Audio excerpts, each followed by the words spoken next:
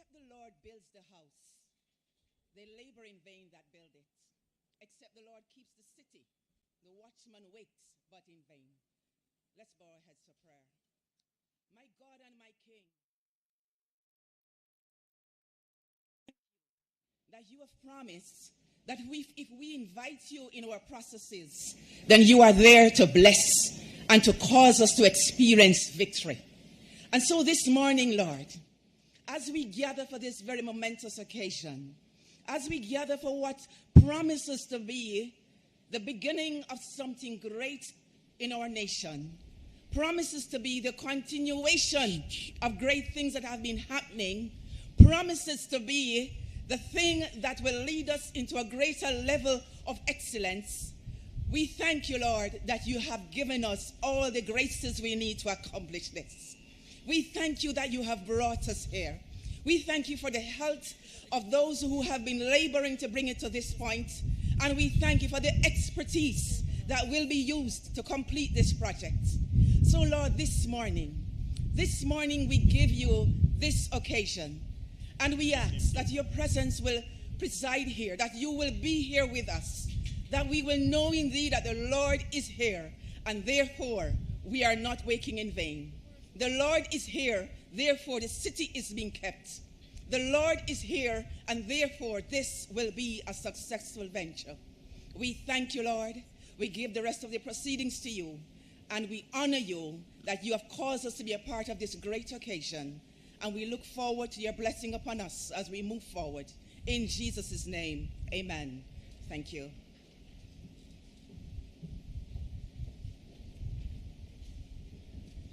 You may be seated. Thank you so much, Pastor Thompson, or as we call her at Fellowship Tabernacle, Pastor Shelley.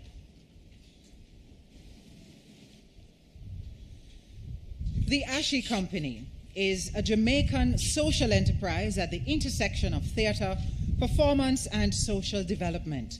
Ashe uses music, dance, and drama to educate, empower, and entertain. Known for its dynamic triple threat performers, Ashe delivers powerful, purpose-driven productions that address social issues, celebrate Afro-Caribbean culture, and energize audiences with the vibrant soul of Jamaica. To open our event this morning, ladies and gentlemen, please welcome Ashe. Attention all passengers and crew, now docking at the gateway to global trade. Welcome to the heart of Jamaica's maritime power, where vision meets velocity, and the tides carry dreams to shore. This is the Port Authority of Jamaica. Leaders for port and sea, prepare to disembark for excellence.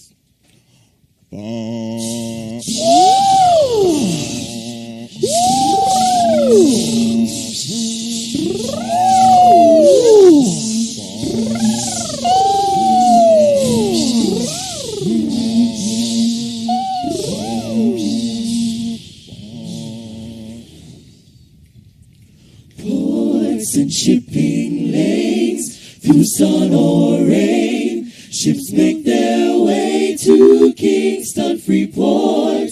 With purpose bold, they dock with pride, the Port Authority.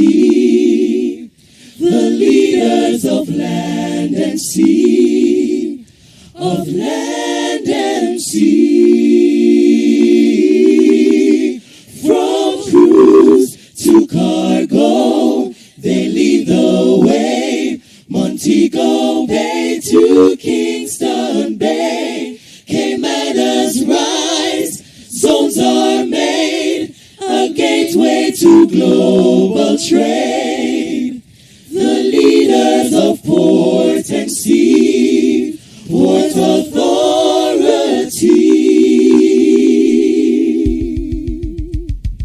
Hey, this is a momentous occasion, and we had to use reggae music to celebrate Caymanas Special Economic Zone. Hey!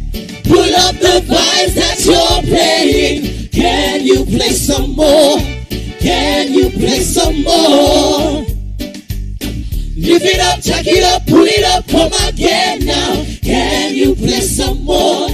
Can you play some more? Yeah, no, you got me rocking in a corner with all the lights them turned down low. Can't express how me glad me come round, yeah. I never seen so much good vibes flow. Everywhere I look, it's like family. I see no strangers around. The whole massive is here. And today we no care. So make the violence dead. Make you rock it instead. Jump and pull off, every man get ready now. Pull up the vibes that you're playing. Can you play some more? Can you play some more? Give me the good vibes out there. Lift it up, check it up, pull it up, come again now. Can you play some more? Can you play some more? Now, introducing Lady Kiki. Talk to her.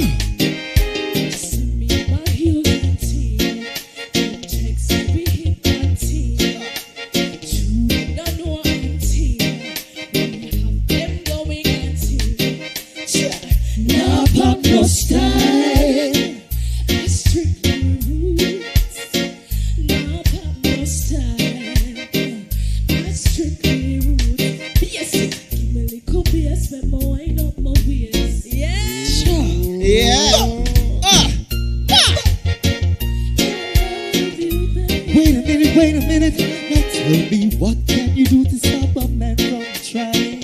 I wanna know. I say I wanna know now. What can you do to stop a man from trying? Yes, I wanna know. Wanna know. What can you do to stop a man from trying? Absolutely nothing.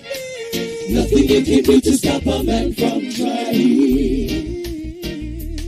Oh, but with that big broad smile.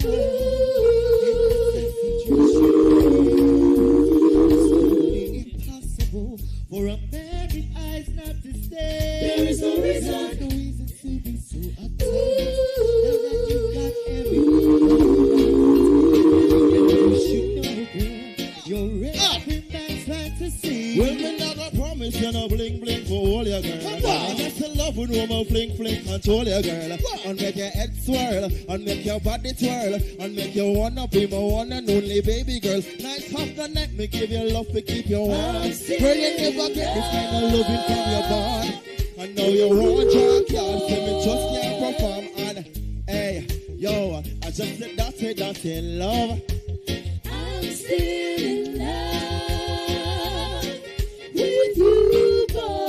Well, I'm a hustler and a player, and you know I'm not a stayer. That's the way I get my love. I'm still in love with you, boy. Well, girl, try to understand that a man is just a man. That's the way I give my love. I'm still in love. Yes, I'm still in love. What a man gotta do, what a man gotta do. Alright, so we're here to celebrate the Caymanas Special Economic Zone. Groundbreaking, and with the Asher Company, we just want to celebrate with you. Just want to vibe with you, no man. Oh, Remember the songs used to make you rock away. Those were the days when love used to reign. Yeah, until we dance all night to the songs they played. We can come again, do it just the same. Yeah, Hey, now I feel it in my heart. Hey, even such a golden time had to part, yeah. Now there's hardly any safe place left to go. Someone's bound to come, try to spoil the show. Party love band, you spin the tricks away. Play Stevie play, sample Kenny day. Yeah, we dance all night to the songs they play. We can come again, do it just the same. Yeah. And we don't need dance, I say where we will have reggae music. I say we must answer to wind up, jump up. When you hear sweet reggae, the Asher Company, I go take it to them. Pull up the vibes that you're playing. Can you play some more? Can you you play some more? Give me the good vibes, oh yeah. Lift it up, chuck it up, pull it up, come again now. Can you play some more? Can you play some more? Hear this now. Pull up the vibes that you're playing. Can you play some more? Can you play some more? Lift it up, chuck it up. Oh, wow.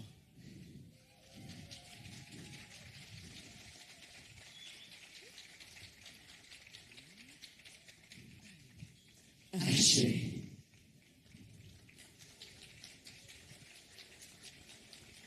I know you can do better than that. What an awesome performance. I don't know about you, but I think song and dance have to be the most advanced form of creative expression. Can I tell you that in my mind I'm a singer and a dancer? Now, in my mind, and I'm going to ask Conroy to test it. Conroy, you think you might have a work for me? Good morning and welcome once again to the official launch and groundbreaking of the Caymanas Special Economic Zone.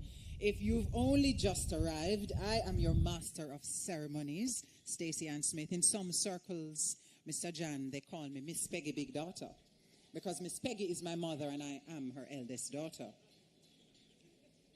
It's always a pleasure to be part of these historic events, ones that mark the beginning of a new era in Jamaica. Imagine me telling my grandchildren that I was here when we broke ground for the Caymanas Special Economic Zone, an initiative that I believe will have generational impact on this country. Before I get carried away, let me observe protocol by acknowledging the august presence of the Prime Minister of Jamaica, Dr. the Most Honorable Andrew Holness. Good morning to you, sir. The Minister of Industry, Investment and Commerce, Senator the Honorable Aubin Hill. Mr. Alok Jan, Chairman of the Port Authority of Jamaica. Professor Gordon Shirley, President and CEO of the Port Authority of Jamaica. Let me also acknowledge His Excellency, Her Excellency, Elsa Moreira Marcelino de Castro, Ambassador of Brazil to Jamaica. Let me acknowledge the opposition spokesman on industry, investment, and commerce, Mr. Anthony Hilton, the heads of agencies and specially invited guests, members of the media. Thank you all for joining us this morning as we take another step in the journey of establishing Jamaica as the fourth node in the global logistics hub. It is indeed a big ambition. That's the long-term goal for the government. Yes, it deserves a round of applause. Dreaming big and executing as well. I absolutely love that. I was talking with Pastor Shelley before we started, and we were just talking about how wonderful it feels to know that we have really great things that are happening. Sometimes you don't know what's going on in the background, but these events help you to get a sense of all the work that's happening to bring this kind of development to the fore, and we couldn't be more pleased. It's a big ambition, and I've heard the PM describe it as the stuff of dreams, and he's not wrong. I'm pretty sure it's something that our next speaker dreams about. Ladies and gentlemen, please welcome the President and CEO of the Port Authority of Jamaica, Professor the Honorable Gordon Shirley.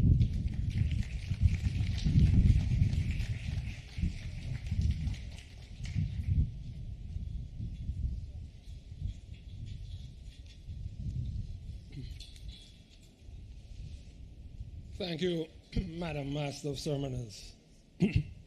Prime Minister, the Most Honorable Dr. Andrew Holness, the Honorable Aubin Hill, Minister of Industry, Investment and Commerce, members of the Diplomatic Corps, led by Ambassador de Castro, international investors, members of the private sector, the opposition spokesperson, for Industry, Investment and Commerce, the Honorable Anthony Hilton, members of the public sector agencies, representatives of the media, colleagues, ladies and gentlemen, good morning. Good afternoon. It's still morning. It's good, still morning. Today's event to break ground for the commencement of construction of the Caymanas Special Economic Zone is a defining moment in the transformation of our economic landscape. Jamaicans at home and abroad understand the importance of our location close to the major markets in North America, South America, Latin America, and the Caribbean. And they also know we are very close to the major trade lanes, bringing goods from Asia going west and from south going north and vice versa. They know the value of the Kingston Harbor. They know the importance of the public port infrastructure, which has developed over many years. The truth is that Jamaicans here and abroad have long had an ambition of our country putting together the pieces to launch a new engine of growth in shipping and logistics using these various assets. 10 years ago, the most honorable Prime Minister, just having taken office, called together the Port Authorities team to review the challenges that PAJ faced in financing the needed infrastructure to transform the Kingston Container Terminal. At that point, the Panama Canal was looming. It was just about to open. The 15,000 TEU vessels were getting ready to come into our waters, and we had not yet made the decisions to invest. Having reviewed the proposal that had been made for a 30-year concession agreement, he sanctioned it, but told us that we needed to think big. He said we should not allow growth to overcome us, that we would become limited as some other ports in other jurisdictions have been. He articulated a strategy to attract private investments, not just in the terminal, but in the port community. He envisioned a greatly expanded port that would be among the fastest growing in the world. He urged us not to limit the ports collectively, the growth of the ports, and asked that we create space for expansion. His vision was that of a growing port which would attract new investments and create many good jobs. And of course, he spoke about the ultimate objective of creating a world-class logistics hub. The location and infrastructure have become even more important in the context of growing trade turmoil and uncertainties. In this environment, international investors are looking for what they're looking for is a country which is, one, close to the major markets in the region, two, which is neutral, three, which has a modern and efficient port infrastructure, four, which has the right legislative work in place, five, where the necessary space has been created with all the relevant infrastructure to facilitate their rapid investment in facilities and systems for logistics and manufacturing. The Caymanas Special Economic Zone, a 700-acre logistic park, served by globally efficient terminals in Kingston, interconnected with dedicated roads and rail transport to the ports, adequately served by the necessary utilities and services, constructed to the highest international specification and standards, designed to be resilient to the major natural hazards, this is the place that they will want to locate their operations. The Caymanas Special Economic Zone is being developed to create a large number of skilled and semi-skilled jobs in manufacturing, technology, and logistics. It will attract foreign direct investment, and it will create economic diversification and GDP growth. It will boost the volumes of the Port of Kingston. Efficient ports attract investments in logistics. Increasing investments in logistics and logistic flows will result in larger volumes of cargo through the ports. Larger volumes of cargo lead to further investment in improving the efficiency of the ports, and a virtuous cycle is therefore created and repeated. The pieces of the puzzle are falling rapidly into place, consistent with the vision that has been outlined by the PM to the PAJ 10 years ago. Today, we will hear more about how the pieces have come together from the PAJ's chairman and the senior advisor to the Prime Minister, Mr. Alok Jan, CD. We also hear from the Honorable Aubin Hill, Minister of Trade and Investment and Commerce, and from the architect of the transformation, the Most Honorable Prime Minister, Dr. Andrew Holness. Please allow me to acknowledge and say a special word of welcome and thanks to representatives of several organizations that have helped to get us to this point. I begin with the board of the Port Authority of Jamaica and thank them for their guidance and support over these 10 years. We specifically want to identify them, our chairman, Alok Jan, Mr. Alston Douglas, OD, the Honorable Lickerton Shirley, OJ, Dr. Velma Ricketts Walker, CD, Mr. Wayne Mackenzie, CD, Mr. Edward Gabadon, Mr. Jerome Smallin, Dr. Kathy Ann Brown, and Ms. Roxanne Linton.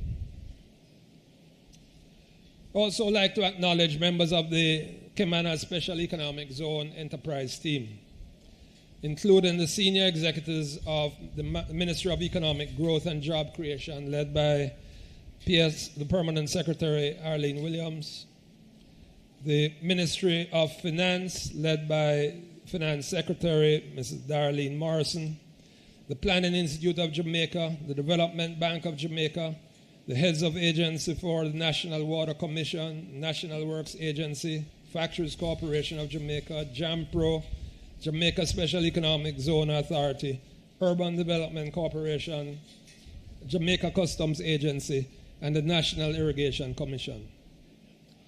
If ever there was a case of joined-up government, this one is it. It's a very large enterprise team, but it has done its work. I'd also like to acknowledge members of the Diplomatic Corps who were very helpful in arranging the visits and logistic to the logistic zones across the globe, in Asia, in the Middle East, in America, North and South. I want to acknowledge members of the international financial institutions and the international development agencies for their very strong interest in the project. The World Bank, the Inter-American Development Bank, the European Union have all done studies on the various aspects of the Jamaica Logistics Hub Initiative. Members of the local financial community, many are here, who have had a special interest in the financing of the Caymanas Special Economic Zone. They have listened to the budget presentations by the Prime Minister and his exhortation that PAJ monetize the BPO asset and to reinvest them in this project. They have heard and they want to know more. Members of the port community, we also thank you for your support and contribution in realizing this vision, especially to our rapidly growing public terminals in Kingston, the Kingston Freeport Terminal Limited and Kingston Wharves Limited, members of the Shipping Association of Jamaica, the representatives of the agents, brokers, truckers, and unions in the port community, members of the manufacturing, distribution, and hospitality sector, who we hope will be major beneficiaries of this development. You will forgive me, but I must also thank, very importantly, the member of the management and staff of the Port Authority who have embraced the vision and have worked tirelessly to bring it to life. I acknowledge our employees at all levels. I would especially like to acknowledge Mr. Gary Lawrence, our Senior Vice President of Engineering and Port Projects. Gary, please stand.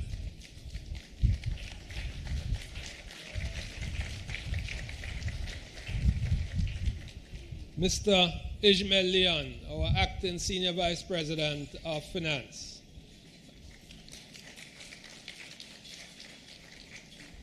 Ms. Kelly Greenaway, our Senior Vice President of Legal and Corporate Affairs.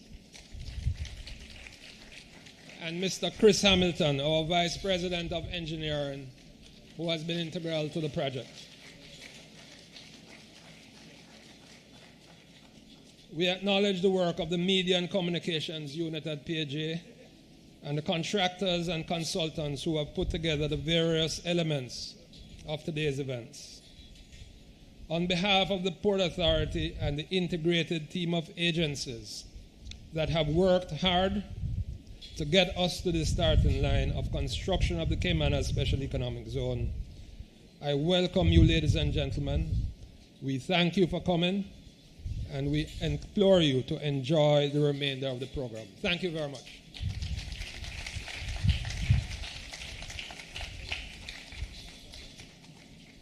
Thank you so much, Professor Shirley. Ladies and gentlemen, Professor Gordon Shirley and the team at the Port Authority, I think they deserve another round of applause.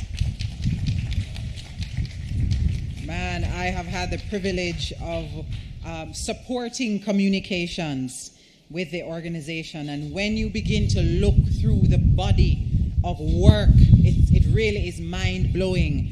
And I mean, many of you understand the kind of gymnastics that's involved at every stage, and it really is wonderful. So big up yourself, Professor Shirley, and to the team. Thank you so much. Before I invite the next speaker, who's also very close to the process, I need to correct something. I did not properly acknowledge the ambassador of Brazil to Jamaica, Mr. Antonio Saricarte. Did I pronounce that correctly, sir? Thank you so very much. Help me welcome now to the lectern our next speaker, the chairman of the Port Authority of Jamaica, Mr. Alok Jan. Clap him, man, clap him.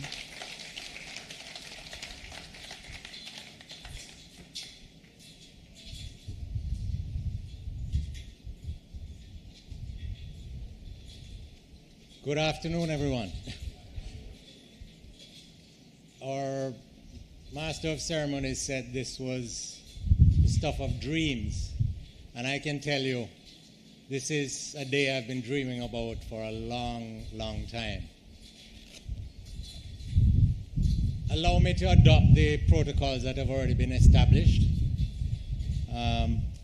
But I must recognize my Prime Minister and Minister of Economic Growth and Job Creation, under whose portfolio the Port Authority falls. Prime Minister, thank you for being here. I know your schedule is always busy, but I know it's especially busy right now. As I said, I've been dreaming about this day for a long time, so allow me to begin with a personal reflection. As young as I may seem, I've been around a while. My journey with the Port of Kingston began nearly 3 decades ago, in 1996.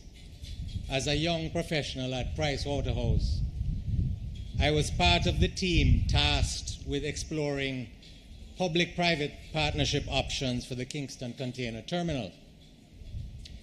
20 years later, I had the privilege of leading the PwC team that supported the PAJ in negotiating the landmark 30-year concession agreement with Kingston Freeport Terminal.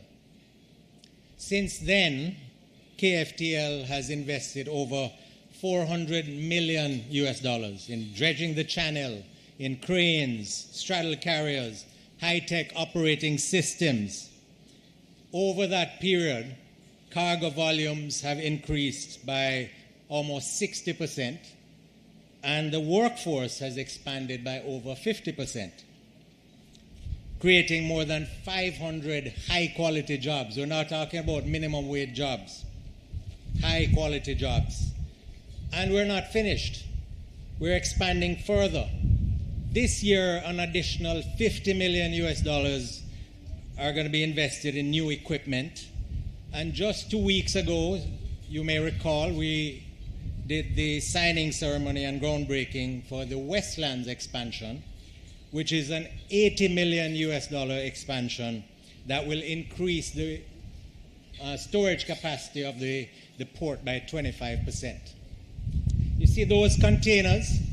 That's when you heard Prof talk about TEUs. That's a TEU, a 20-foot equivalent unit.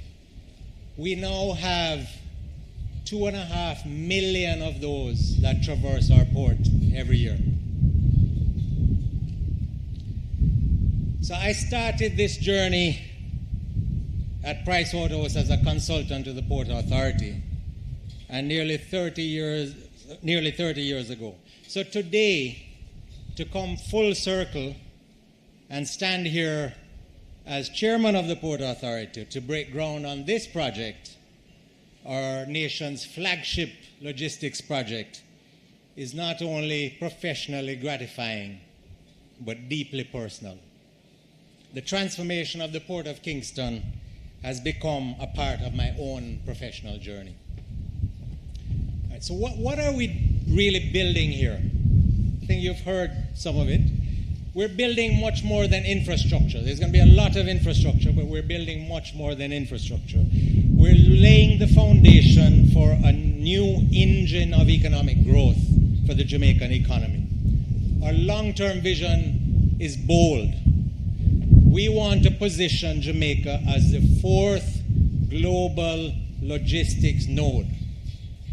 And which ones are the other 3? Singapore, Dubai, and Rotterdam. We want to be the 4th. Way back in '96, when I was meeting potential partners for the Kingston Container Terminal, a global shipping industry expert said to me, there is literally no better place geographically than Jamaica to be the transshipment hub of the Americas. We sit at the literal geographic center of the Americas.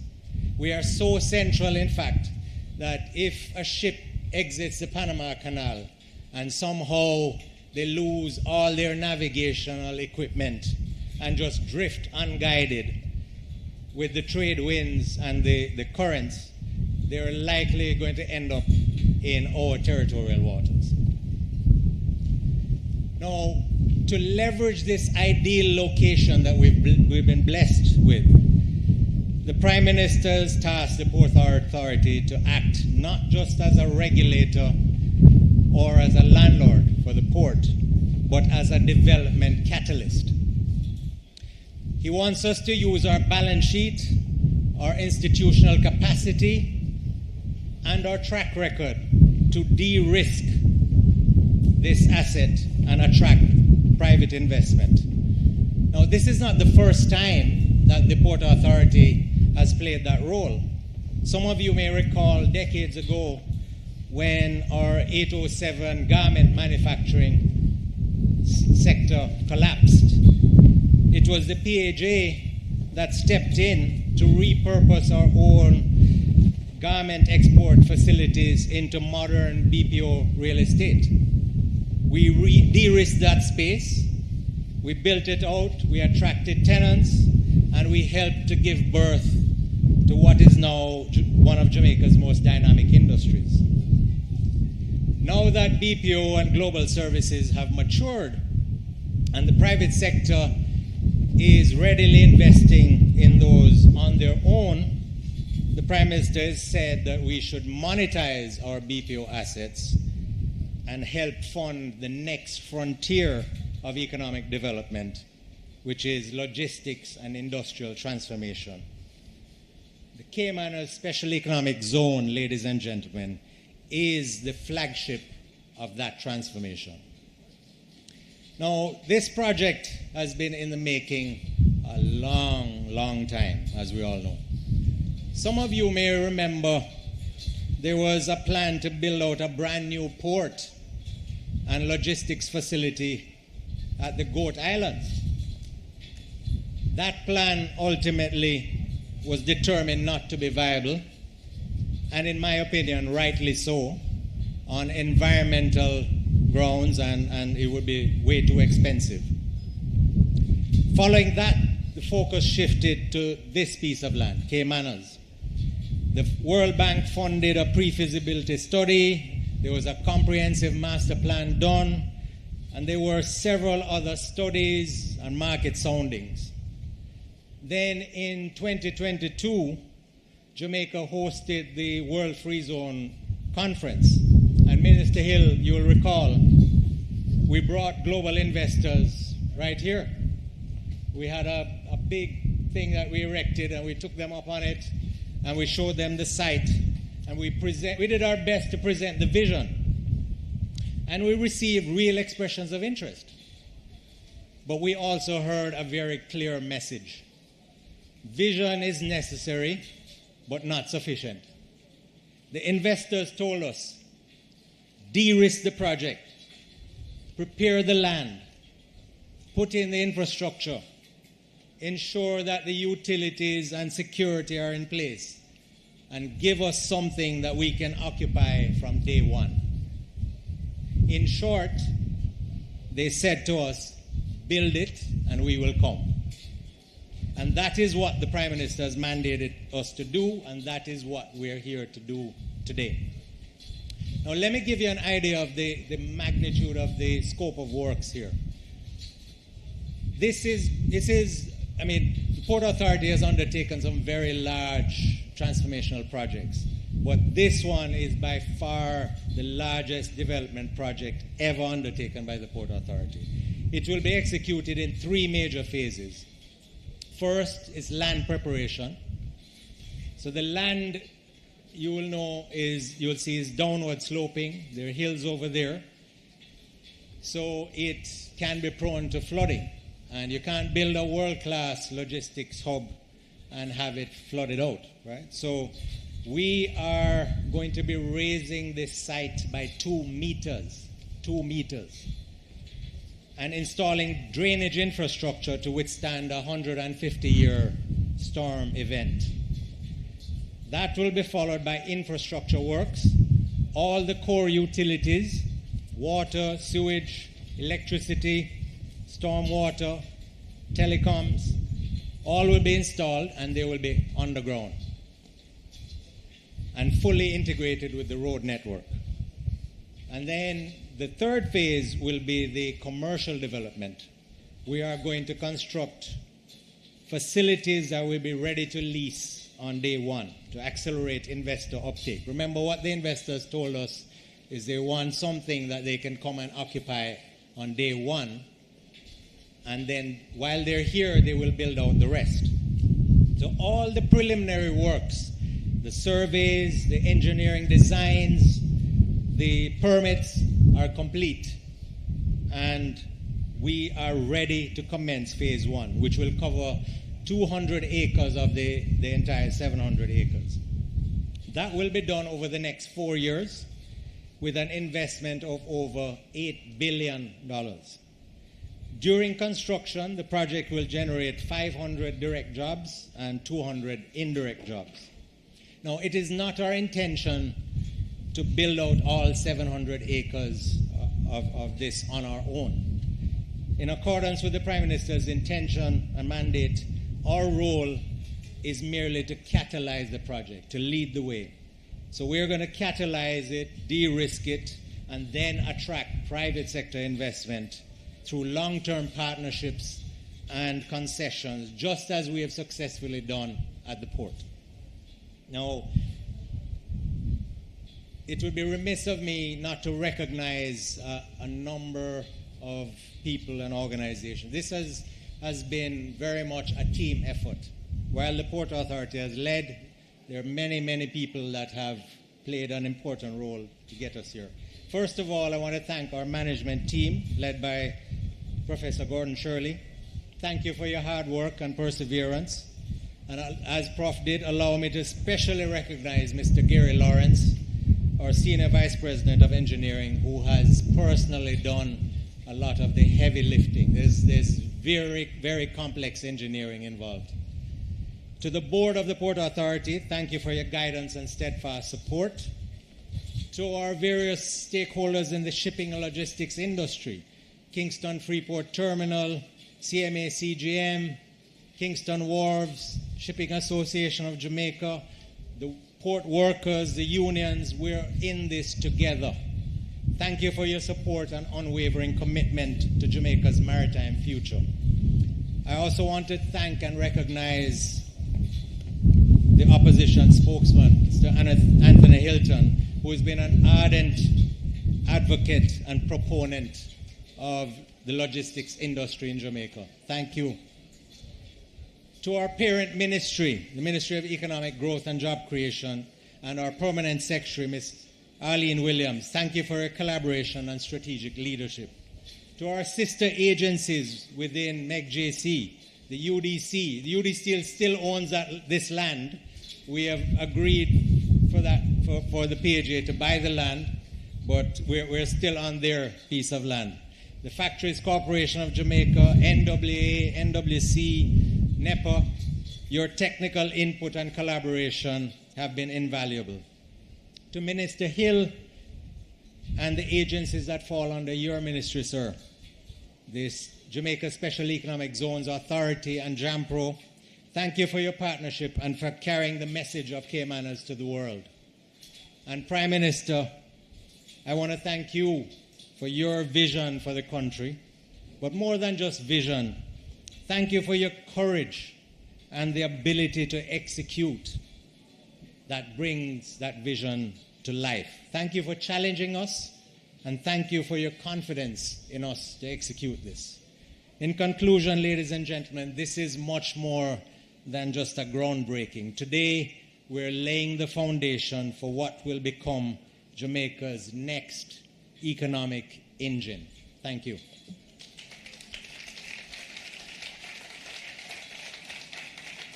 Welcome to the new era in logistics. The vision of transforming Kingston into the leading regional transshipment hub and positioning Jamaica as the gateway to global trade is being realized.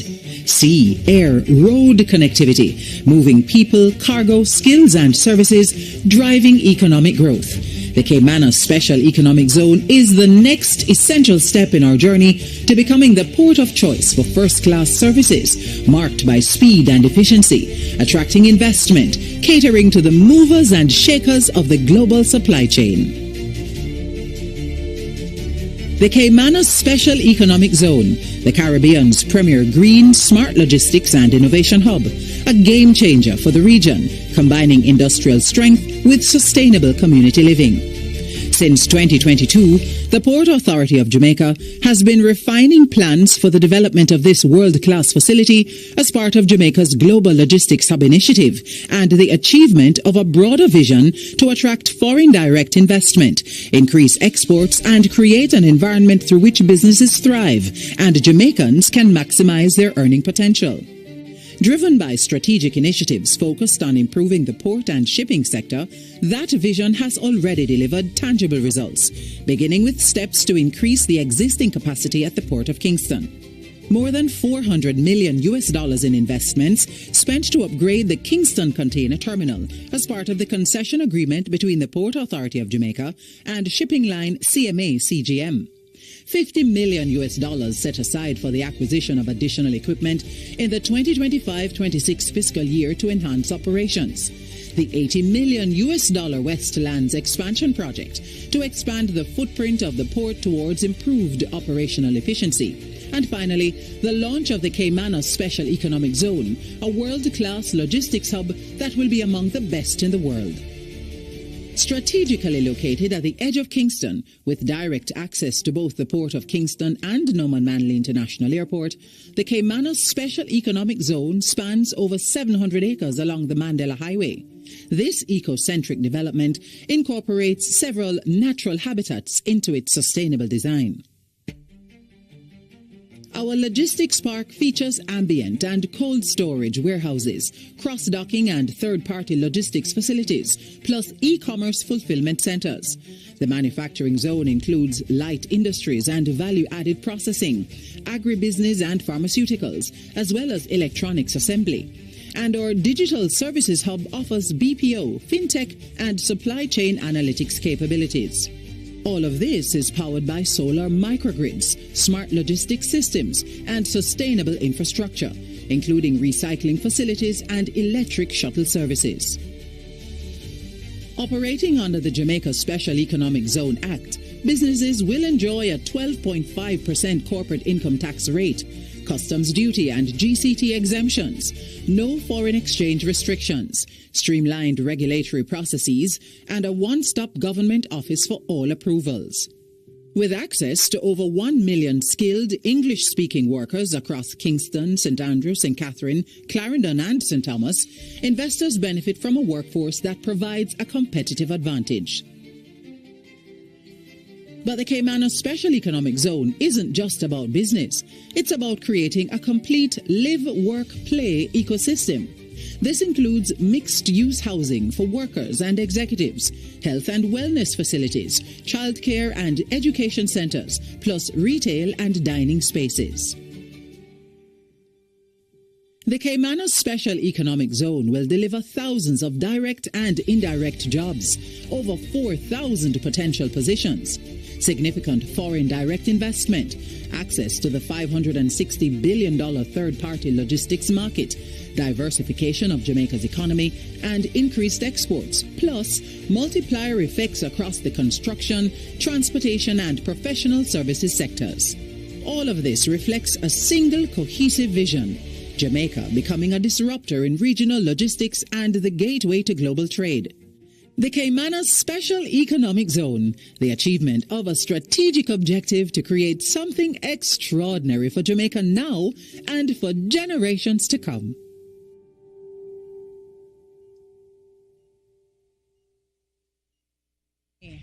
So many wonderful possibilities.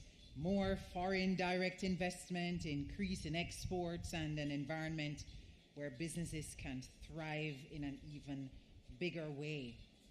Mr. Jan spoke about Jamaica's geographic location, and I do believe that it is God's gift to Jamaica. I think God loves Jamaica more than any other country, not true? When you think of just how strategically located we are, it is absolutely perfect for this kind of endeavor. And the government is keen on leveraging that strategic position. Because no matter how many talents and gifts God give you, you have to work it. Not true, Pastor Shelley? You have to work it. And that's exactly what is being done. Our next speaker is very passionate about this particular subject matter. Please welcome the Minister of Industry, Investment and Commerce, Senator the Honorable Aubin Hill.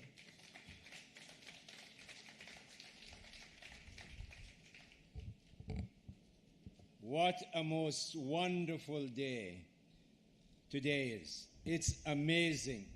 Listen to me now.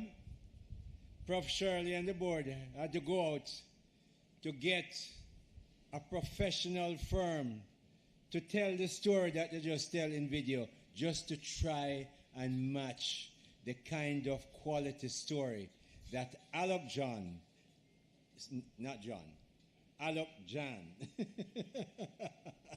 told to us in words.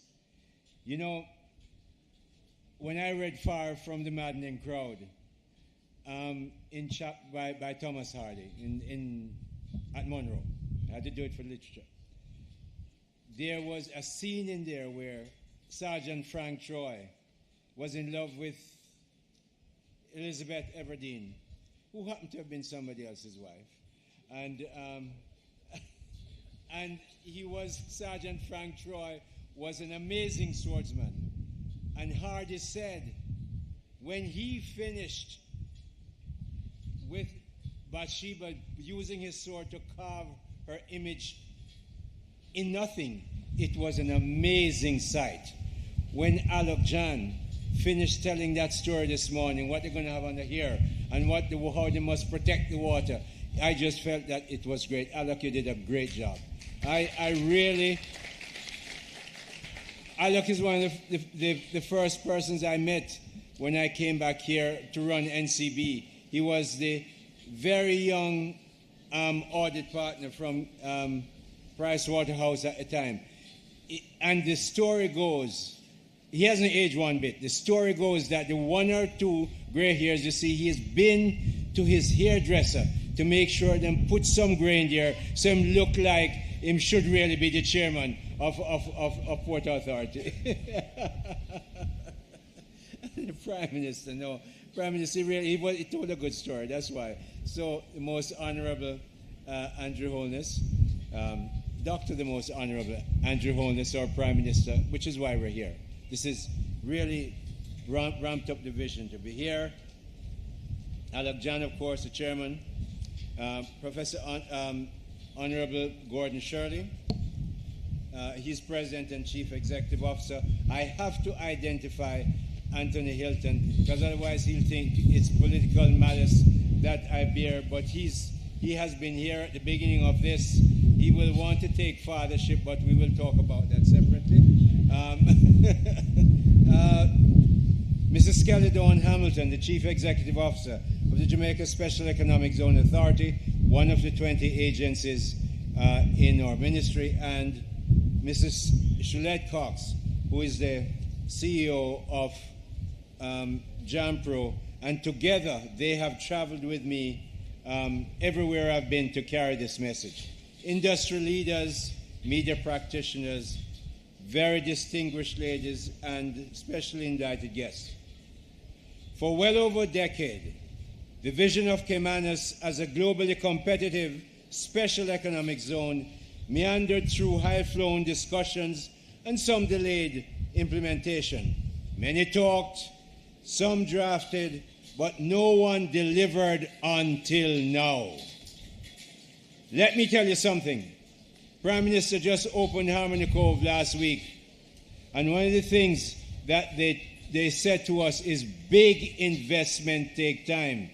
Prof, you and I know that it doesn't happen overnight. We're happy you're here today at this after all this time, and you've been there shepherding it to make sure it gets here. I'm very pleased to be here in St. Catherine as the Minister of Industry, Investment and Commerce, Jamaica's Business Ministry, for the project launch of Caymanas Special Economic Zone.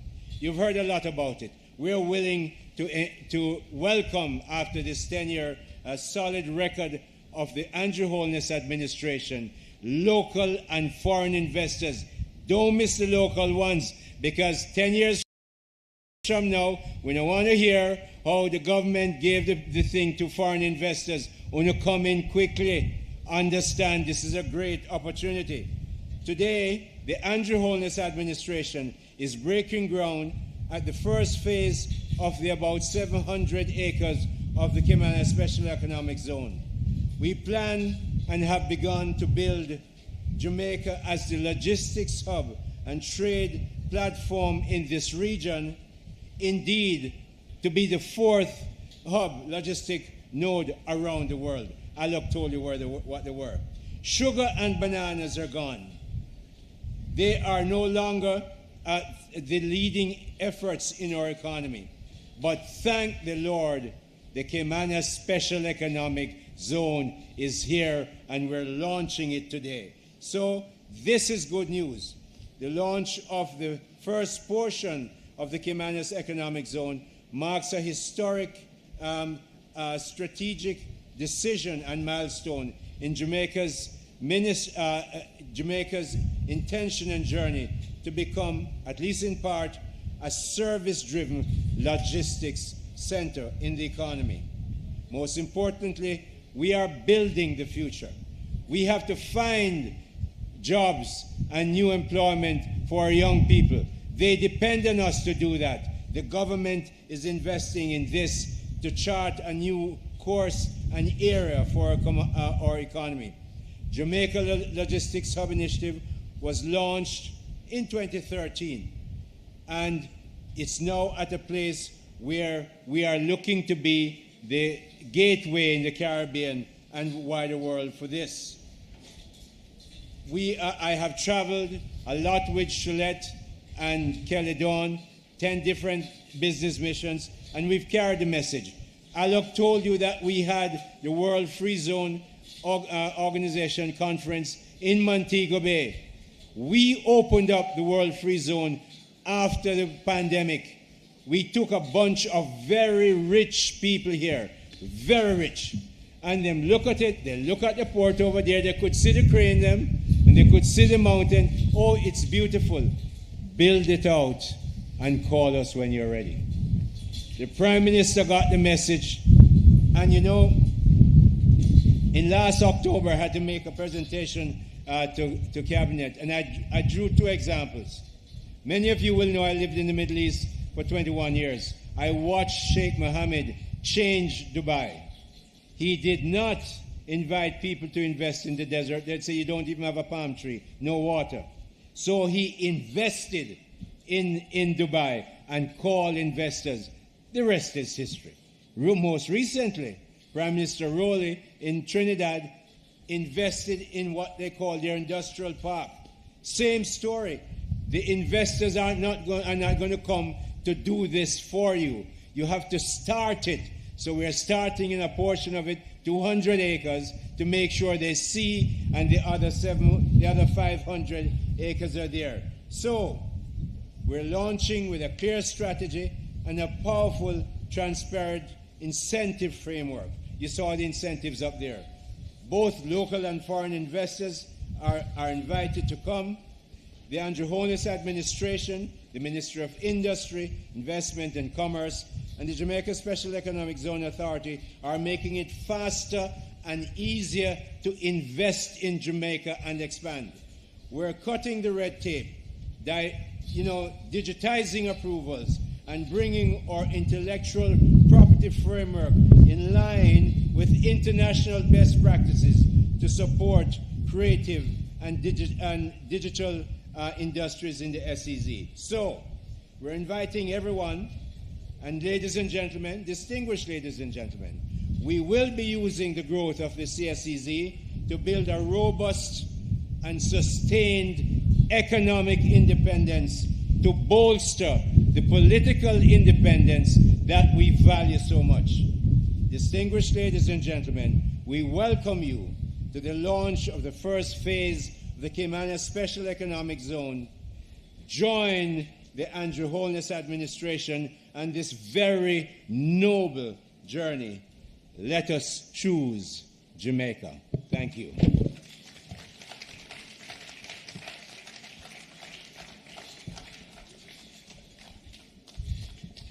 Thank you so much for that, Minister. And let me invite our distinguished guests. We do have something special for you. There is a special guest wall at the back. It says, "Leave your mark." If you on your way out, or if you spin around, you can see it there. So the Port Authority will be incorporating that guest wall into the final project. So once you sign, you will become a part of that history. You will become known as one of the first guests of the Caymanas Special Economic Zone. So don't leave before you sign on that wall. Leave your mark. I think that's wonderful, isn't it? And deserves a round of applause. The PAJ thought of everything. Now, with the Caymanas Special Economic Zone, as you have heard, there will be many, many benefits, and the possibilities appear to be endless. I, for one, am just very happy to be alive, to see it come to life. It's now time for our keynote speaker, who needs no introduction, really, but I absolutely love to introduce my Prime Minister, Dr. the Most Honorable Andrew Holness, ONPC MP.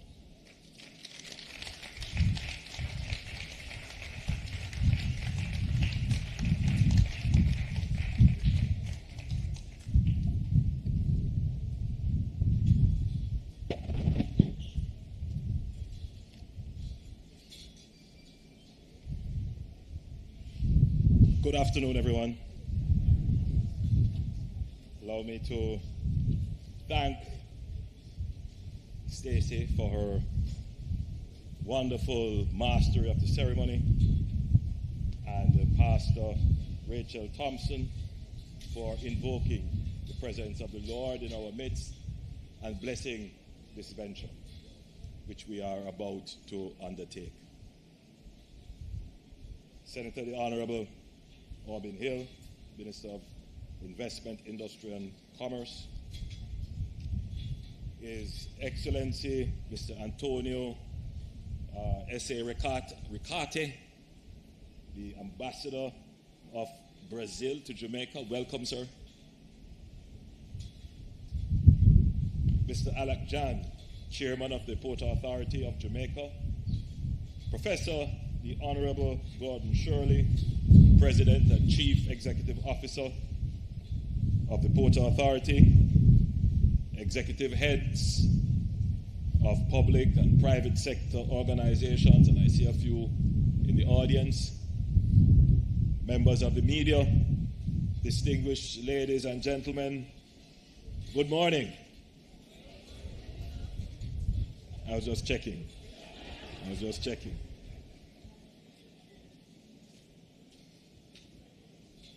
I don't know if you recall the movie Field of Dreams. Some of you may recall that movie in which Kevin Costner was the star, and he was hearing a voice in his head saying, "Build it and he will come." And that voice kept haunting him, and he ended up building a baseball pitch in the middle of a cornfield.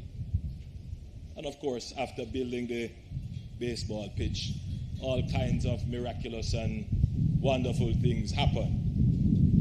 I'm not comparing this to the movie because, of course, this is a cane field and we are not proposing to build a baseball pitch. What we are proposing is far more spectacular and a far greater moment and of more serious substance. So we didn't just call you out here in the middle of an abandoned cane field to show you a dream. Today is the end of dreaming and the beginning of visioning. Today is the start of the conversion of a dream into reality.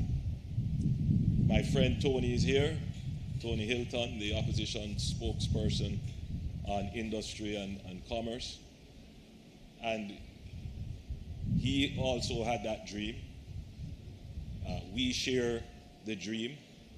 It is Jamaica's dream to see finally a special economic zone created here on these Caymanas lands.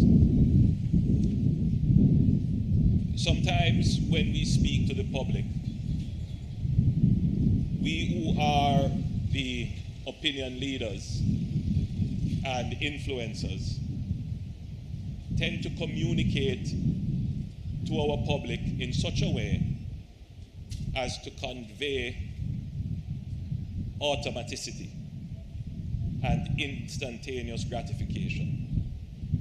Meaning, that when we articulate a dream and a vision, we tend to subliminally communicate to the public that it will come to fruition tomorrow and that it is automatic, that it will happen.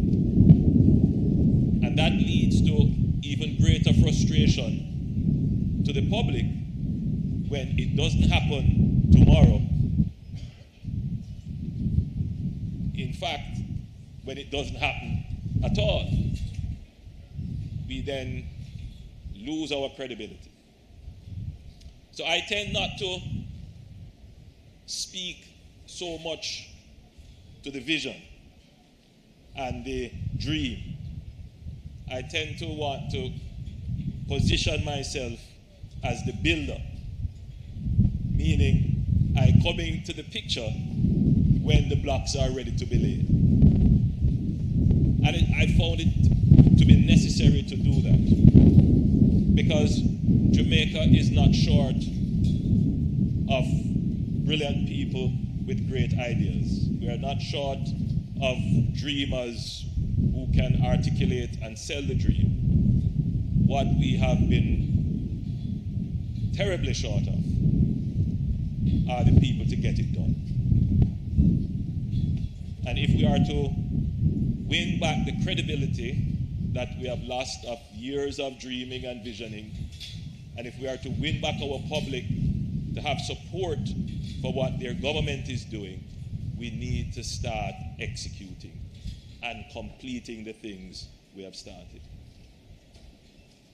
And we also have to be realistic with the public, for them to understand that when you take on projects of these magnitude, you're not going to see the transformation tomorrow. It will take time. This project is more than 10 years in the making. I was a younger member of the cabinet of Bruce Golding at the time, when the ideas of, at that time, the notion was to divest the port of Kingston and to develop a special economic zone on the Caymanas lands. We traveled to China to bring in investments. The result of that is the North-South Highway. We also engaged with other companies to develop these lands. We undertook all kinds of surveys. Administration changed. This became part of what is called the Greater Logistics Hub project. And Tony would have led that leg of the dream. And of course, it would have been very difficult to do it at that time, given the economic circumstances that prevailed. And I say that to make the point that no matter what you want to do, it can't be done without the economy to support it. And I have to say that over and over and over and over and over and over again until every Jamaican citizen understands that you need to have an economy in order to do these things. If you don't have the economy, these things can't happen. Why I'm saying this? Because again, our public opinion leaders, our influencers, have communicated to the public only one side of the story. Yes, we're going to fix your road, we're going to give you hospital, we're going to give you garbage truck, we're going to give you everything you want. But they don't communicate the importance of having a well-run economy. So today, what you are seeing is not just the materialization of a dream, but you're also seeing the dividends of a well-run economy.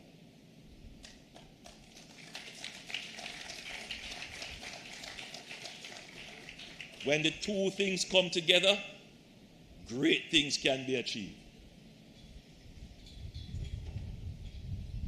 Chairman John and President Shirley pointed out the financial underpinnings of this, but it may have passed you without recognition. The Port Authority is going to undertake the development, turnkey, of 50 acres of the 700 acres of land here. How are they going to do this? They are going to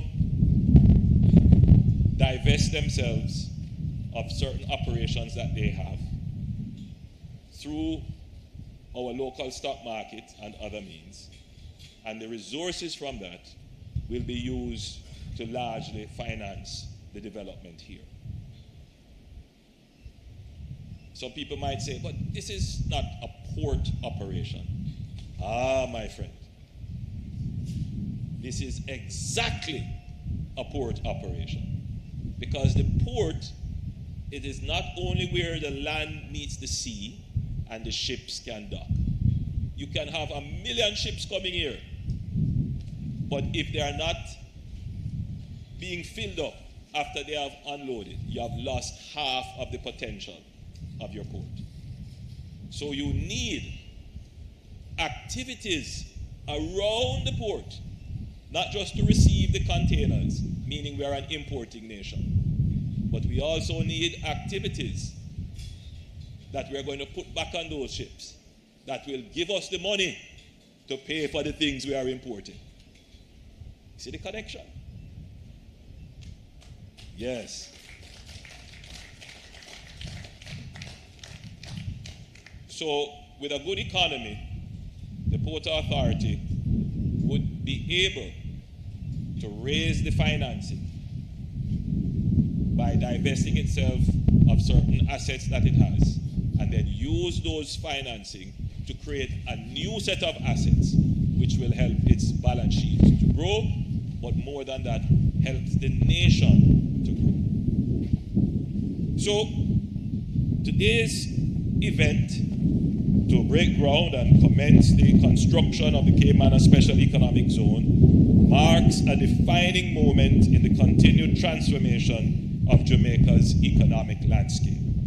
It has long been the ambition of the country to put all the pieces together to launch a new engine of growth in logistics and shipping.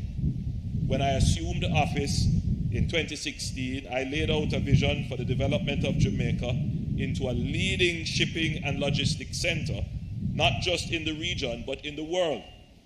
I articulated a vision and the accompanying strategy for its implementation, organized into 3 phases.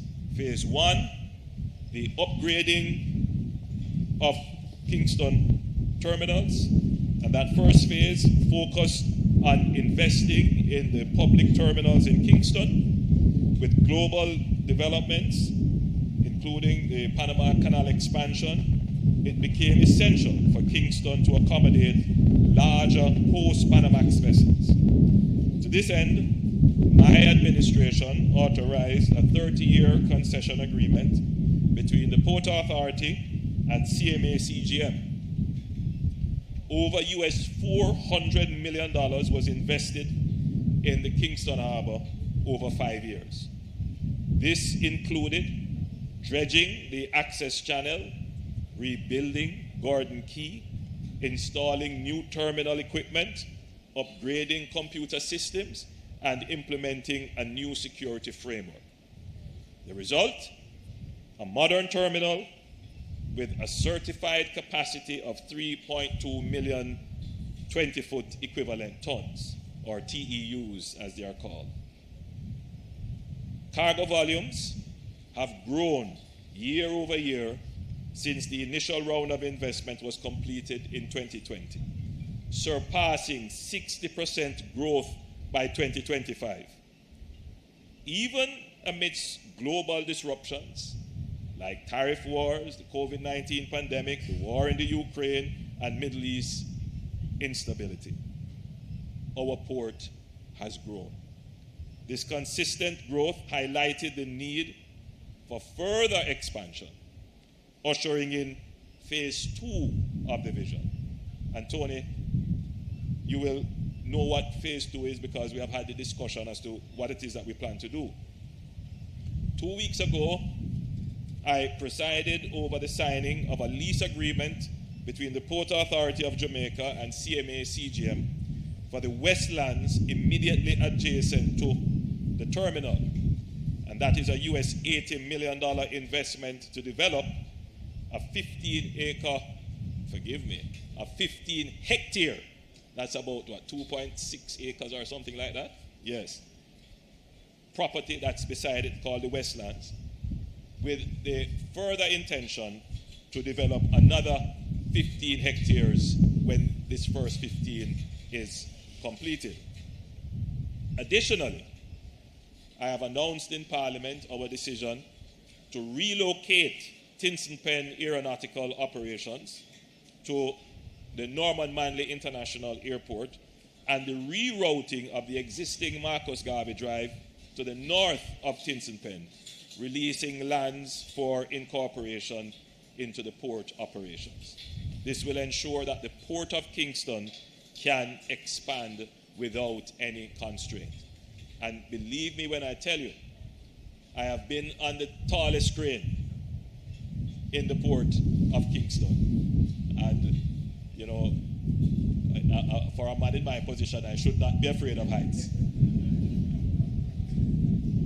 But it was a bit concerning standing at that height, looking at the growth of the Kingston terminal. And when they explained to me the constraints that they have, because now they are receiving the largest ships in the world, they are receiving the post-Panamax vessels. And when one of those containers offload, it will create significant congestion on the existing facility, and therefore we have to go to the Westlands. But I guarantee you that within 5 years, the first phase of the Westland will be taken up. And then when we do the second phase of the Westland, you can just write that off. That's gone already. And therefore, we have to start planning to incorporate the Tinson Pen lands to ensure that our port can expand without any future restrictions. So that is the plan. But it is not just port operations that we have to consider in those areas. The entire Kingston Harbor is going to see a surge in port and shipping related investments, because already we are seeing private investments in a maritime ecosystem in and around that area. We are seeing increased investments in tug services, in bunkering, and in dry dock and vessel repairs. In fact, we have our first ship repair facility in Jamaica, the German ship repair, which is doing quite well. And that is going to, by itself, attract even more shipping into the harbor. So the dream of Jamaica becoming a shipping and logistics hub is moving even closer now to being a reality. And that is because of strategic, instrumental actions of the government, and also the great signs that our economy has shown to foreign investors to come in and put stake in Jamaica's economy. So now we have to look at the third phase of the development of Jamaica as a logistics hub. So today we commence the third stage, the Caymanas Special Economic Zone, where logistics infrastructure will complement our world-class transshipment port. With this, Jamaica will transition from transshipment to becoming a fully fledged logistics hub for the region and beyond. In November, I announced our national pivot to growth, signaling that we have achieved our objective of restoring macroeconomic stability and that our national economic strategy would now transition towards leveraging that macroeconomic stability to achieve robust levels of economic growth. I laid out our growth strategy with the call Aspire. The Caymanas Special Economic Zone is a key component of that national growth strategy and will impact virtually all pillars of Aspire. The A in Aspire, and that is access to economic opportunity for all. The development of the Caymanas Special Economic Zone will generate thousands of new jobs, skilled and semi-skilled, in logistics, manufacturing, quality assurance, tech services, pharmaceutical services, all kinds of, including engineering services. It will provide new career pathways for young Jamaicans, especially in Kingston, Portmore, and St. Catherine. Yes, you notice I said including Kingston, the parish of Portmore, and St. Catherine. Ensuring inclusive growth across all of these urban centers. Friends, there is a view which is that whenever the government speaks about economic growth, it is only limited to some people. We have been accused of practicing trickle-down economics. And that is primarily because when we communicate, we emphasize we want to grow the economy. And persons listening will say, yeah, I see all the buildings going up. I see the new crane. But what is in it for me? How does my household grow as a result of the economy growing? Because remember now, our history has always been a history of dispossession. So there is never the assumption that when the government speaks about growth, you can take it automatically that the government is also speaking about the growth of your household. And so we have been at pains to declare that when we say growth, we are talking about inclusive growth, that you have a stake in the growth of the country, and you will share in the growth of the country. And the fairest way to ensure that you participate in the growth is to ensure that you get employment and a good income. There are other ways in which we ensure that Jamaicans participate in the growth. We do that through the provision of a social safety net, whether it is the PATH program or what we call the social pension, or through the solidarity program, or as you will see, through HEART, training our youngsters to ensure that they can participate in the growth. So the Partnership for Prosperity is the government will run the economy well. We will bring in private investment where public investment is not sufficient or not possible. We will work together to create industry and enterprise, and we will ensure that all our Jamaicans can participate in industry and enterprise through fair, meaningful, and rewarding employment. And that is the Partnership for Prosperity. What we're going to do here will create tens of thousands of jobs. And every Jamaican who will be a part of this will be able to share in the growth and prosperity that this will deliver. The S in Aspire stands for safety and security. The development of the Caymanas Special Economic Zone will incorporate advanced security infrastructure and integrated law enforcement coordination to ensure a safe and orderly operating environment, embracing modern surveillance, control access, and digital monitoring from the outset. The zone will set new standards for secure business operations. Moreover, the project will contribute to national security by creating economic alternatives to crime, especially for at-risk youth in surrounding communities, reinforcing the principle that safety and opportunity goes hand in hand. But I have a statement which I must make here.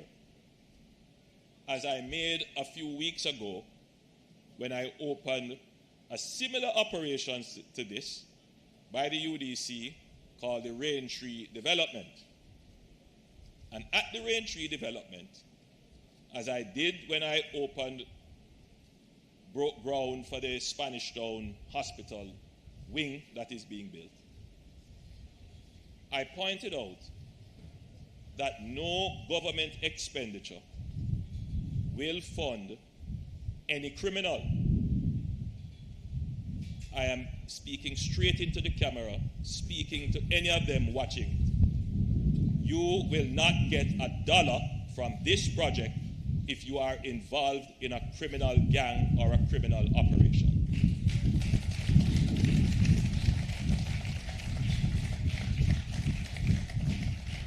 In Rain Tree, after we broke ground, some very bold criminals went onto the site and believed that I was not serious when I was speaking.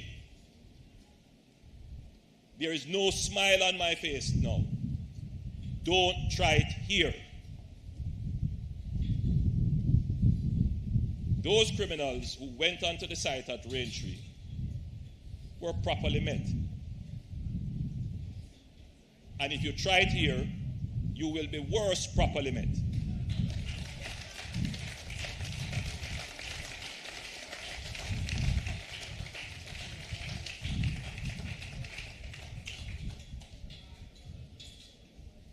The third letter in the Aspire is P. The Caymanas Special Economic Zone will be a catalyst for workforce transformation, driving demand for new and emerging skills set across multiple industries through partnership with the Heart Trust, local universities, and technical institutions. We will equip Jamaicans with globally competitive skills in areas such as supply chain management, digital logistics, precision manufacturing, and equipment maintenance. The investment in human capital ensures that our people are not just participants in growth, but leaders in innovation and productivity. The I in Aspire is for infrastructure, and the Special Economic Zone underpinned by strategic infrastructure investment, modern port facilities, road network, utility services, and digital systems. This will be, upon its completion, the most modern, in terms of its infrastructure, special economic zone within the Caribbean region.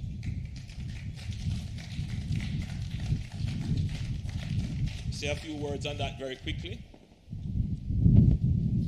We will have to raise the site, maybe about my height.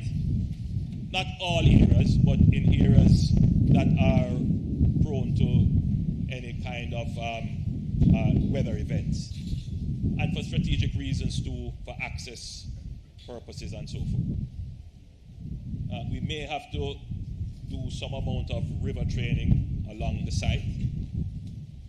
And there are other considerations as well. We're going to go underground with all our cabling.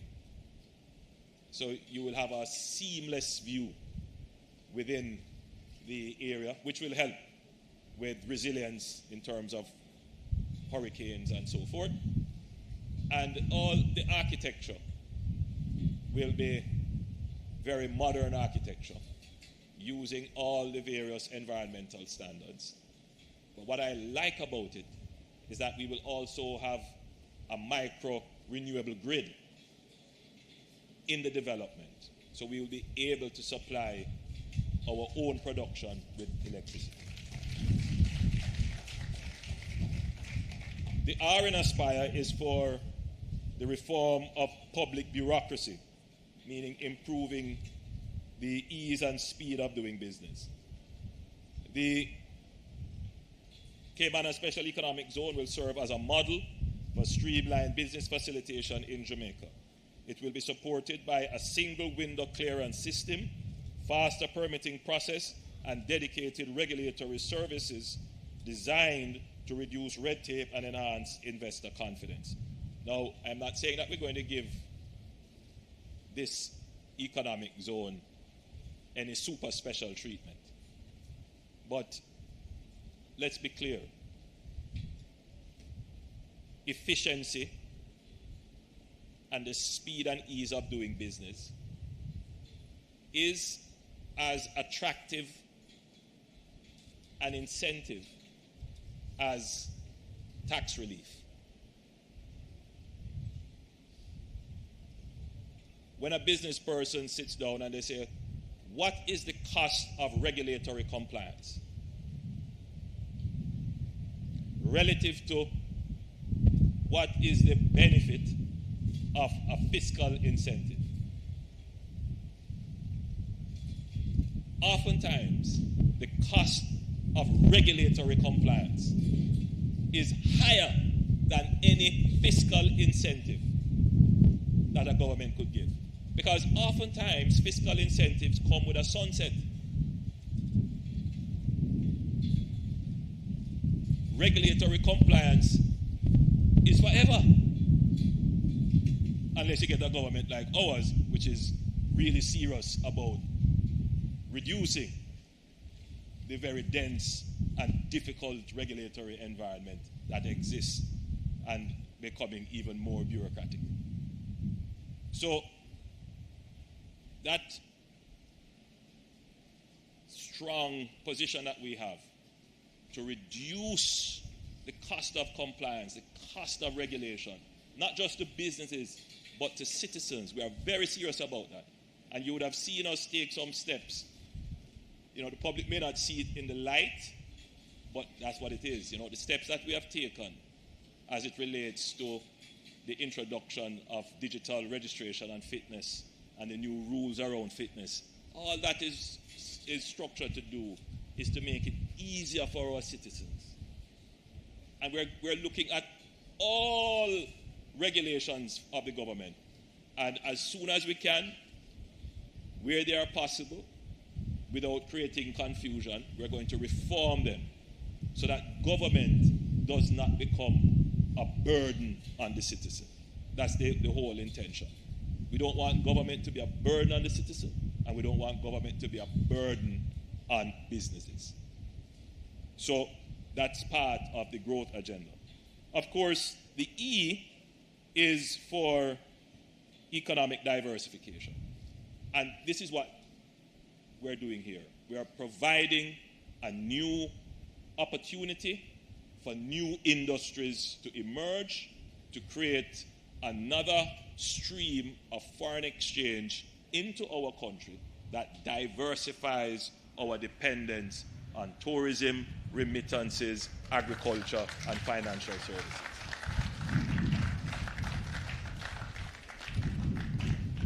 So the Port Authority of Jamaica has been given a clear mandate to deliver this development within the shortest possible time. I'm confident in their ability to deliver, as they have done consistently in the past, most notably the expansion and the concession of the Kingston Container Terminal. Now, at the same time, we must confront an emerging challenge. Jamaica is now experiencing a historic low unemployment rate of just 3.3%.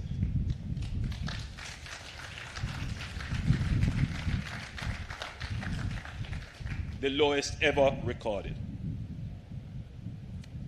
So while this is a clear sign of a strong and expanding economy, it also means that the pool of available skilled labor is tightening, particularly in technical and logistics-related fields.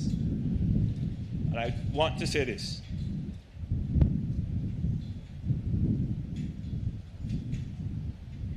Jamaica is practically at full employment. Practically at full employment.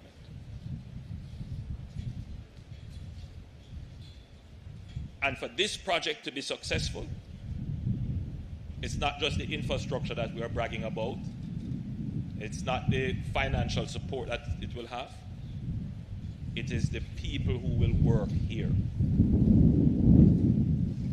Where are they going to come from?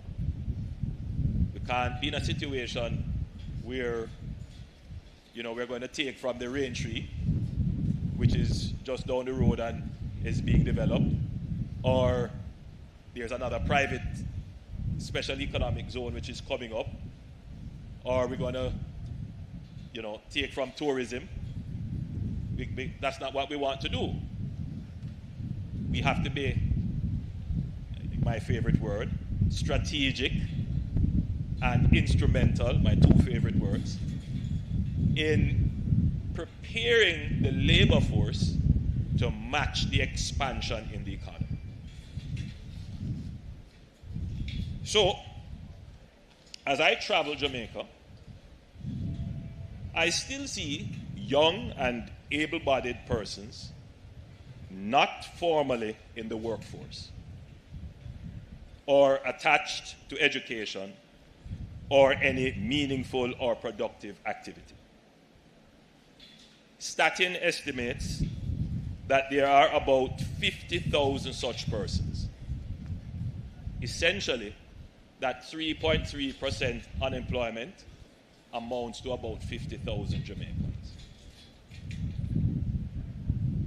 Now, in any economy, you will always have a certain number of persons, even at full employment, not working. And that's because of the frictional nature of economic activities. Many of you here would have been in 2 or 3 jobs, meaning that you started out in one job and then you say, boy, I didn't like it, so I leave that job and I went to another job, or I got a better offer. But in between the time you're moving between jobs, you're unemployed, and if the survey is done and they pick you up, then you're unemployed. But you're not unemployed because there is no job. You're not unemployed because there is no skill. You're just moving between jobs. So the normal operations of the economy will throw up a certain level of unemployment. So I'm not concerned about that level. But within the 50,000 persons who are able-bodied and seeking employment, well, I shouldn't say it that way, within the 50,000 persons seeking employment and are of the requisite age, we estimate that there are about 20 to 25,000 who are unemployed because they do not have any skills. They are a loss to our economy. And we have tasked hard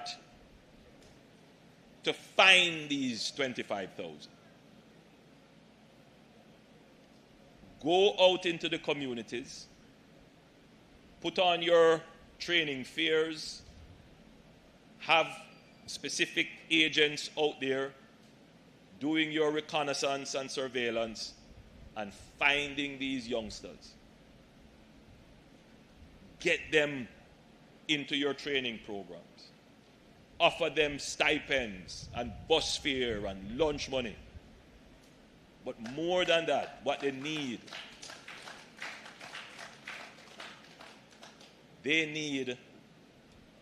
mentoring.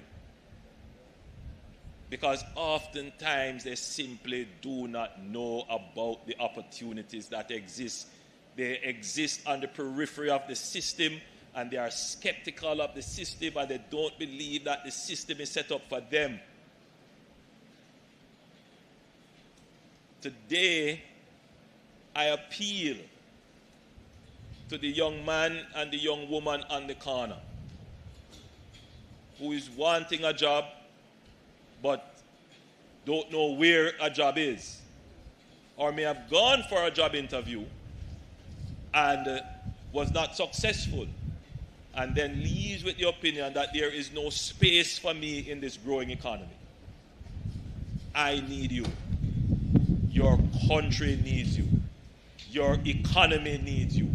The Caymanas Special Economic Zone needs you. You are a critical element in the growth of this country. And this administration, through the Heart Trust NSTA, we will find you, we will support you, we will assist you in getting trained and getting employed so that you can claim your share in the prosperity that Jamaica is experiencing.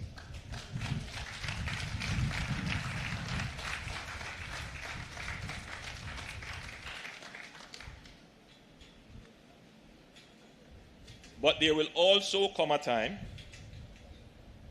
when we will have to develop flexible, fit for purpose, work permit, and residency regimes, one that facilitates the timely engagement of specialized foreign expertise where needed, but with robust safeguards to protect Jamaican interests. These safeguards must include minimum local hiring thresholds, mandatory training, and knowledge transfer, in particular, knowledge transfer. And this must be done in partnership with institutions such as the Heart Trust NSTA to rapidly scale up our local capacity. In this way, we can address short-term labor constraints while ensuring that the long-term benefits of growth are anchored in Jamaican talent. Now, Chairman John mentioned that Jamaica is in a special place. The British discovered this by accident. You know that they wanted Cuba, and they weren't successful there, so they came to a lesser defended colony. And they eventually set up in Port Royal. Now, history will show that most of the ships in the Caribbean Sea sunken, going from Colombia, coming all the way up, were sunken by pirates sailing from Port Royal. It might surprise you that pirates from Port Royal even invaded and overtook Panama. Why?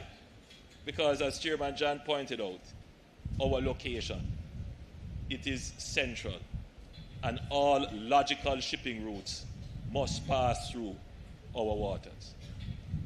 So while we have not yet discovered oil or natural gas or, we can use our natural, God-given position as an economic asset. And in fact, that is what logistics is all about.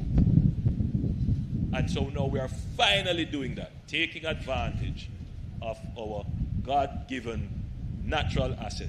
Not to plunder bullion from ships carrying cargo of gold and other things to Europe, but this time to get them to come to our port, to offload, to break bulk, to send elsewhere, but to service their needs and to take what we produce here to the rest of the world. That is what logistics is all about, and that is why logistics makes sense for Jamaica. But if you don't build the logistics facilities, they won't come. And that is why the government of the day has to show that we have confidence in our own natural God-given assets, to invest in it. And that is what we are doing here today. And that's why we have called all of you here to show you what we intend to do. and not just to share with you now a dream, but to share with you the vision. This is not one of those groundbreaking that you start and then nothing happens. Work will begin immediately after we have done this. In fact, let me say it another way. Work has already begun. The work that it takes to get here is phenomenal. Securing the land, we are now into design phase. All of those are part of the construction. So we are now well on our way. And for those of you who are still disbelieving, I recall like it was yesterday when we had a similar ceremony at an abandoned factory that people said it would never happen. And now today, when you pass by the Goodyear factory, it is an entirely new urban center. This is the most recent purpose-built, I call it an urban center, but it's really a town, that the government of Jamaica has built. The last town, many of you may not know this, but the last town that the government of Jamaica built is in St. Elizabeth, in a place called Louisville. How many of you know Louisville? You know Louisville. Louisville was built to replace another town which was flooded out, in Newmarket, in St. Elizabeth. And that was in the 80s, late 70s, early 80s. You should take a visit and see Louisville today. But what we have built here is far superior. And it is the model and benchmark for new urban centers. This will become the model and benchmark for new special economic zone facilities. And this is just the start of even greater things to come. Ladies and gentlemen, you have been a wonderful audience. God bless you. Thank you. And always remember, choose Jamaica.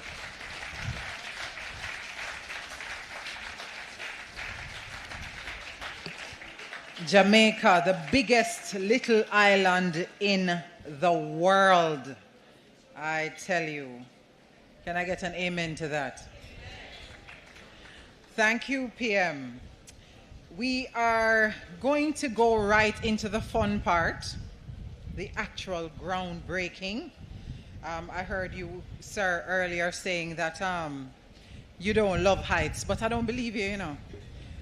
Ladies and gentlemen, if you saw that crane that the PM went up into, I wouldn't go up in there.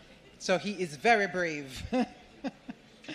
The PM will lead a group of officials, and I will just call out their names, and the team from the Port Authority will guide and assist. Ladies and gentlemen, the groundbreaking will be live on the screens, so you can remain seated while they go over to execute that ceremonial task. So the PM will lead the team. That will include Minister Hill, the PAJ Chairman Alok Jan, the President and CEO, Professor Shirley,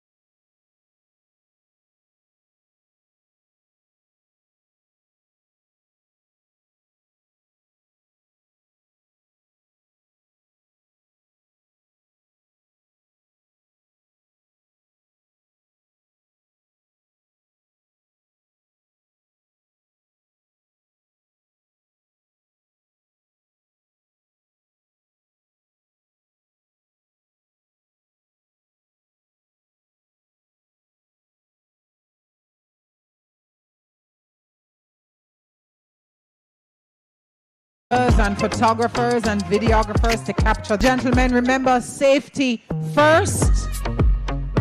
So make some way, make space for the excavator.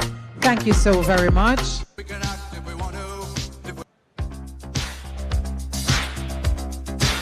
I was sharing with Pastor Shelley earlier that less than a week ago, there was nothing in the spot where you are sitting. And they have done quite a lot of work to get it here. So we big up the collaborative effort of the Port Authority of Jamaica and all its partners. And there we have it. The Prime Minister is manning the excavator. I bet you the PM didn't know that this needed to be part of his official duties when he was taking up this work. Driving an excavator. Who would have thought it, right? But one thing we know about the PM, he's gonna get involved.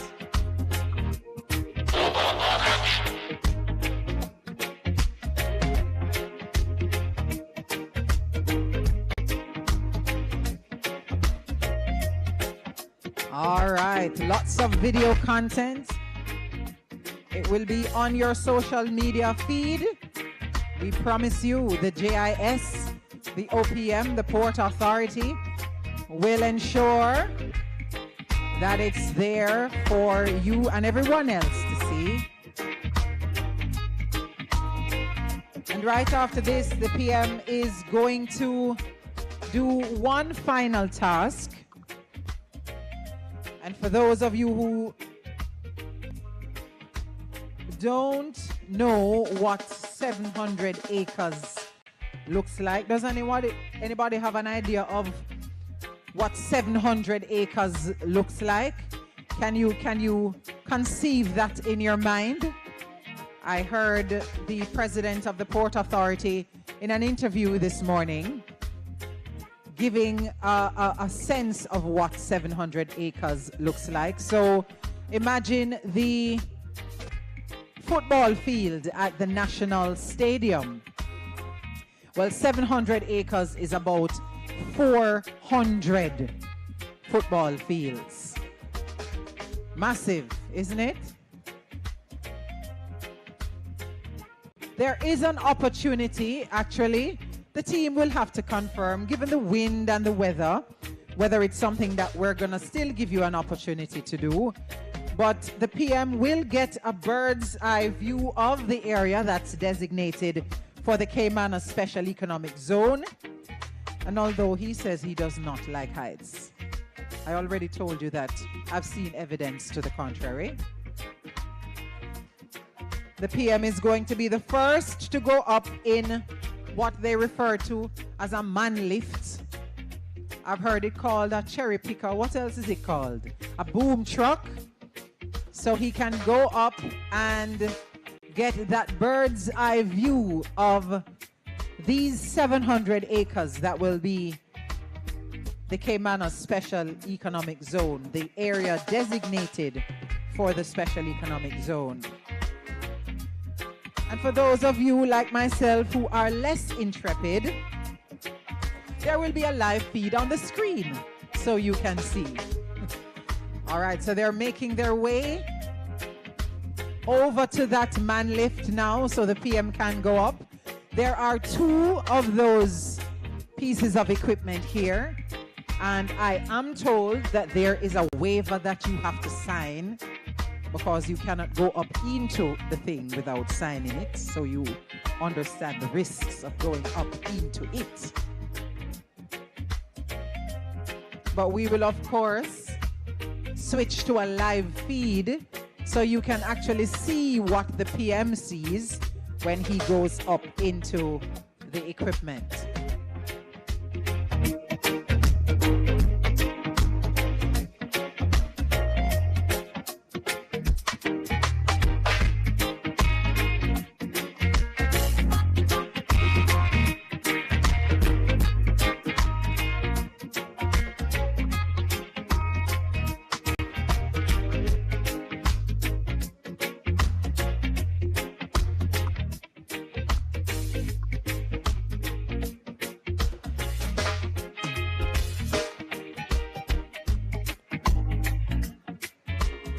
All right, we're anticipating that live feed.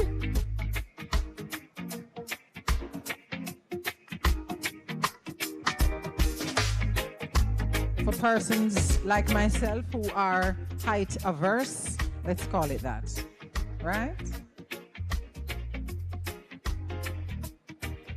It's also a piece of equipment that doesn't allow many persons to go up at a time.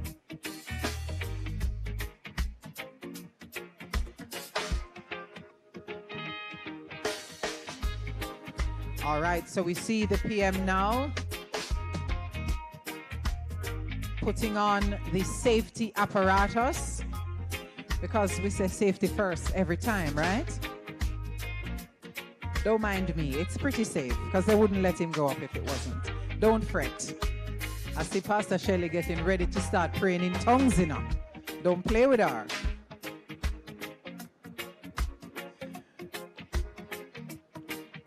As we come from the school that says we have to pray for our leaders. Yes, indeed. All right, so the PM is putting on his personal protective equipment. They call it PPE.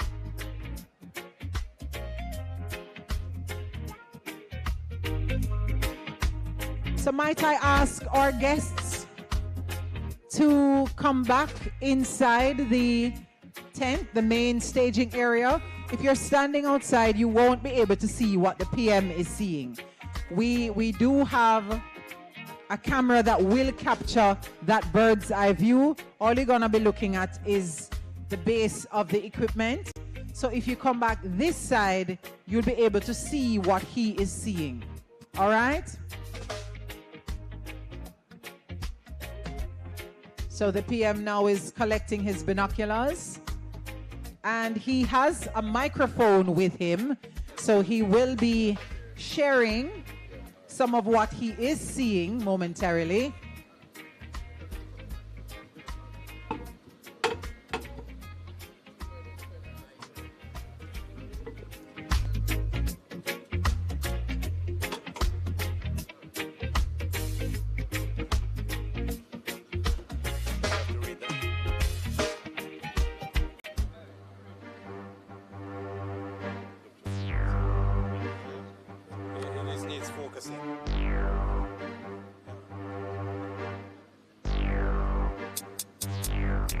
PM and the chairman, Alok Jan, getting those very important photo ops.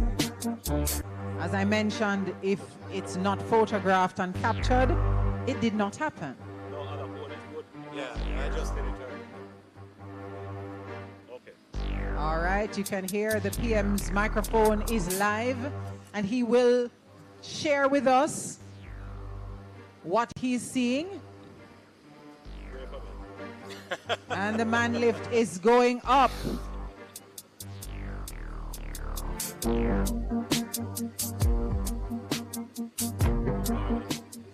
And the persons inside of this tent, the main staging area, are able to see and will be able to see what he is seeing.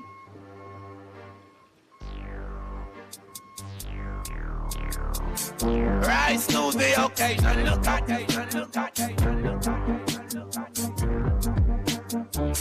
rise to the occasion,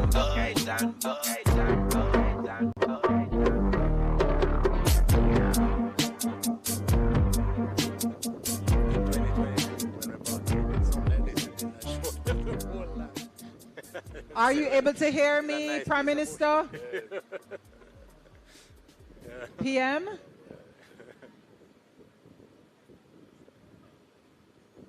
Your microphone is live. Can you share some of what you're seeing? Yes, you can start. Yeah, just leave it there and just talk, I guess.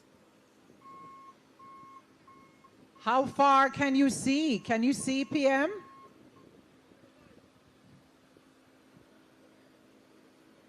Ready? Yes, go ahead. Let us know what you're seeing. Well, right now we're seeing a lot of top of the trees, the tree line. We can see the Riverton City dump, part of that. You can see the river. The river, yeah.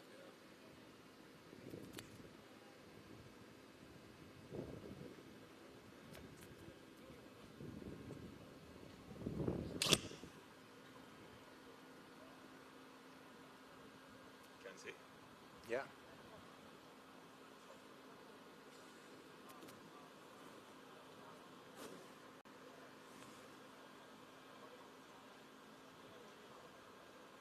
Can you see all the way to the port?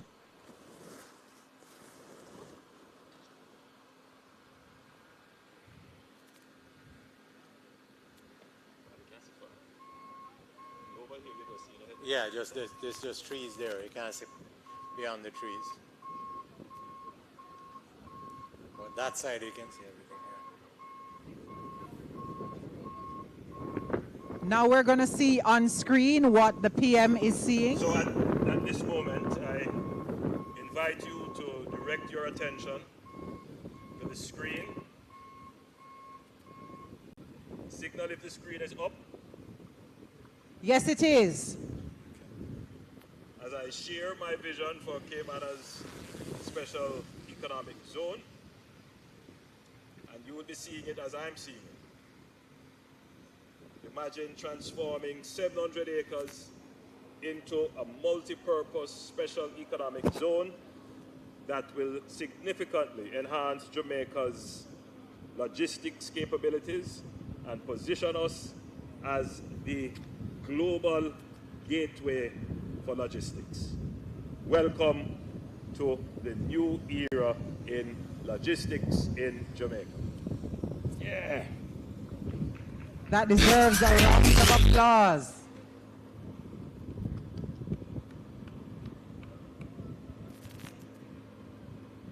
From here,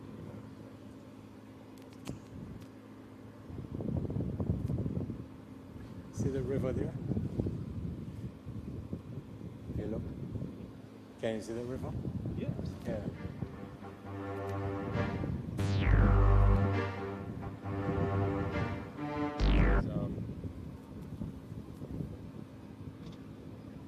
Basically, that's Mandela. Where is the sewage plant? Oh, that side.